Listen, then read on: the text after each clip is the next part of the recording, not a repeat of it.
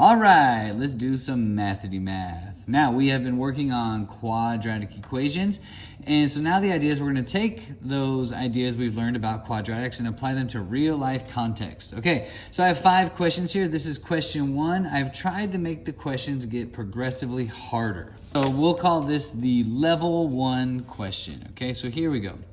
You have a toy rocket, and it is launched straight up from the ground. Its height, h in meters, after t seconds is given by this quadratic equation. And we know that is quadratic because the highest exponent is a 2, okay? And so when you look at this format, it can be a little daunting. Usually we just have a y over here, but now it has h of t. And all this is saying is that height is the output when time is the input. And you can see the time, the t here, is the input. So when they say how high is the rocket after 2 seconds, what that's saying is what is h if you substitute 2 for t, okay? So when you can write this, you can look at it like this. It's gonna say h of, and instead of t, I'm going to substitute in a 2. And so again, this reads like, what is the height when the input is 2? And so now we just go through and we input 2. So we'd have -10, I put in a 2, and we square it, plus 15 times 2. So that's our first line of substitution. And now we can just kind of run out these values and see what's what. So 2 squared is 4, and 4 times -10 is -40, and that's plus 30. -40 plus 30, so we know that h of 2 is -10, and our height is in meters, so -10 meters. There you go. That is your first answer.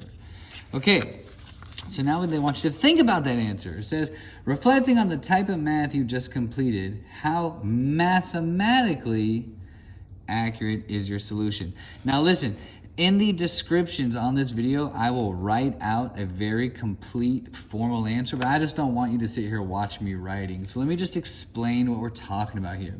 It says, how mathematically accurate is this? Well, we didn't do any rounding, right? We didn't do any approximating. We subbed in all exact numbers and did the math, and our answer has no rounding. So you can just talk about that is the level of mathematical accuracy that you just displayed. And again, I will write all that out in the comments. You don't need to watch me write. That'd be very boring. Okay, next one. It says, reflecting on your solution, does your answer make sense in a real world situation? Explain why or why not. Okay, so straight away, I want to tell you now the answer is no, this doesn't make any sense. And I'll draw a little diagram to show you why. And again, in the description of this video, I'll explain more and I'll write it all out so you can read it, but for now you can just listen. So basically, if you think about this, like if we have a rocket, like a little toy rocket, right, and it has this little booster and it's fire, it's gonna come out of there. So you have this little toy rocket and here's the ground. And they say, okay, we're gonna launch this rocket. And after 2 seconds, how high is it? And it says it's at -10 meters, which means this rocket did not go up, but it went down. And not only did it go down, it like dug deep into the ground, 10 meters into the ground. So does that answer make sense? No, not really, because rockets are supposed to go into the sky, not dig 10-meter holes down into the ground.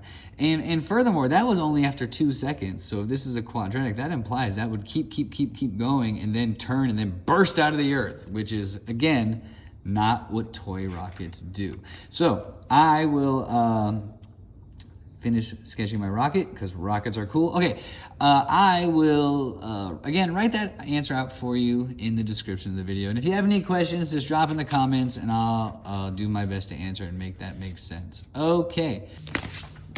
Okay, the next video will be video 2, but if you don't want to watch it, that's okay, that's your choice. But remember, be safe, make good choices, be kind to yourself, and be kind to others. Bye!